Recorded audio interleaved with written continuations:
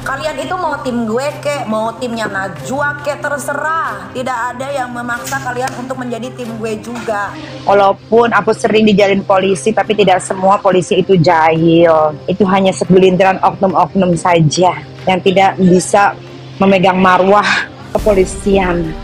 Apa hasad nih Ustadz? Hasad nih benda apa nih? Tak senang menengok orang lain dapat nikmat.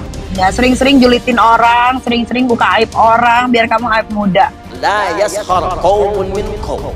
Jangan gunakan lisanmu untuk mencela orang lain.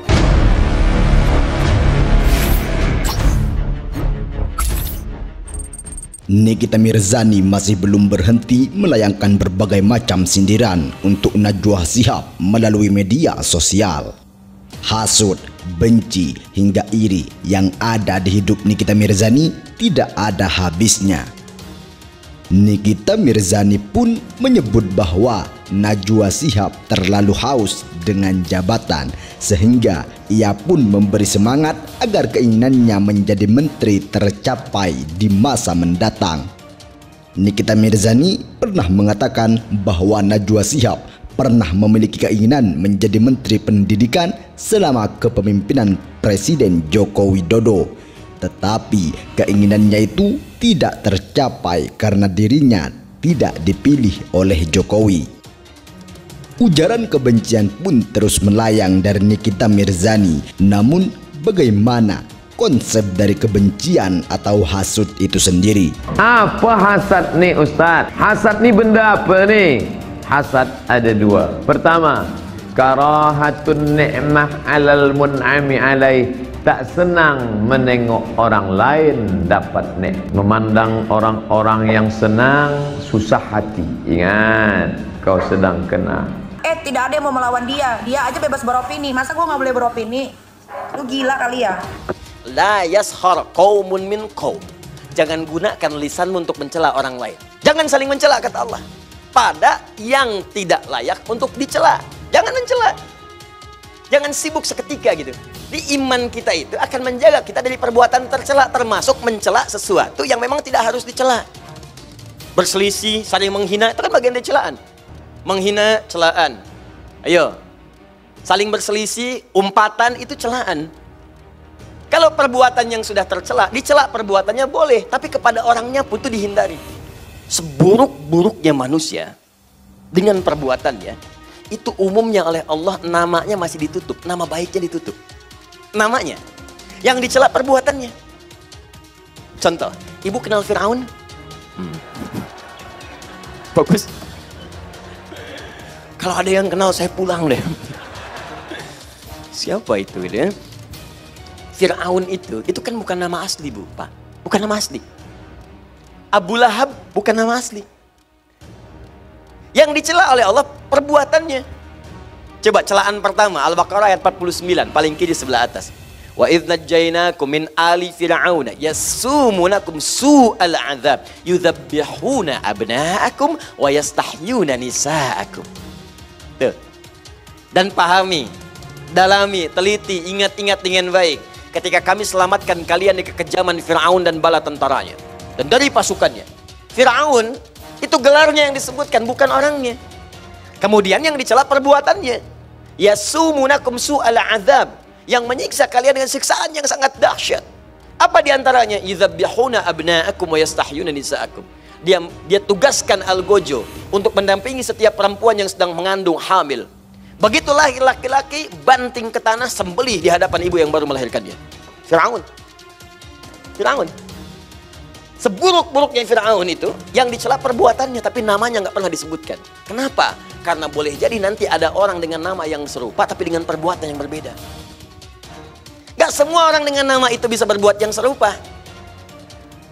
Ya, mohon maaf, ada orang misalnya namanya Ali. Ada dua Ali, Ali satu, Ali dua. Ali yang ini misalnya pernah berbuat jelek.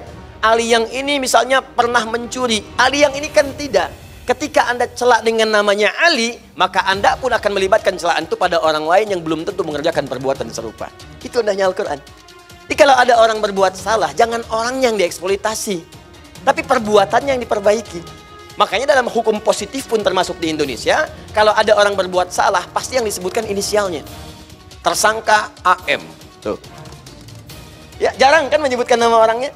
Ya, tersangka UMR, ya kan? Tersangka misalnya HSI, tersangka APB, selalu inisialnya. Karena boleh jadi ketika disebutkan namanya, orang lain nanti akan teriak, oh nama saya itu. Jangan-jangan saya tersangka. Tidak. Paham ya? Rajin sholat itu tidak menjamin orang masuk surga, dan rajin sholat itu tidak menjamin orang itu baik. Bodoh. Dan orang yang pertama kali menderita di akhirat, ketika sudah masuk di kubur, yang pertama diperiksa bos, bukan puasa, bukan sedekah, bukan haji, bukan zakat, tapi apa yang pertama diperiksa? Sholat. Dalam hadis dijelaskan dalam kitab Durratun Nasihin, ketika seluruh pengantar sudah balik, maka datang malaikat. Yang pertama dia akan tanya, "Marabbuka, siapa Tuhanmu?" Kalau orang baik sholatnya, dia akan berkata, "Mundur." Sholat berkata, "Kau mundur dah saat. Sekarang saya yang jaga kau. Waktu kau hidup di dunia kau rajin jaga saya. Sekarang saya yang jaga kau." Tanya, "Marabbuka, siapa Tuhanmu?" Sholat kita menjawab, "Allahu Akbar." Bungkar geling kepala. Ditanya lagi, "Man nabiuka, siapa nabimu?" Sholat kita menjawab, "Asyhadu Allah ilaha illallah wa asyhadu anna Muhammadar Rasulullah." Akhirnya mungkar nakir naik malaikat melapor kepada Allah, tidak melanjutkan pertanyaan 3-4. "Ya Allah, ada hambamu sholat. Saya tanya, marabbuka?" Allah, dia menjawab, "Allahu Akbar." Allah berfirman, oh itu bukan dia yang jawab, tapi sholatnya. Karena dia baik sholatnya, tidurkan dia untuk menunggu hari kiamat seperti nikmatnya tidur pengantin baru. Menengok dia mobil baru, sesak di dalam rumah. Asal ditengok makin sesak. Pergi undangan, tengok kawan pakai gelang emas besar, sakit. Kawan tu pula udah tahu kawan sakit, makin ditunjuk-tunjukkan. Cepatlah kita balik bang, udah tak tahan lagi. Harta yang kita cari pagi, petang, siang, dan malam itu belum tentu kita nikmati. Maka salah satu investasi akhirat sampai ke alam barzah kita adalah pembangunan pondok pesantren. Di antaranya yang terpercaya, pembangunan pondok pesantren Gunung Pandak Malang. Rekening wakafnya BSI 7181981851 atas nama Pondok Pesantren Gunung Pandak. Jangan lupa kontak konfirmasinya 0822 2847 0705.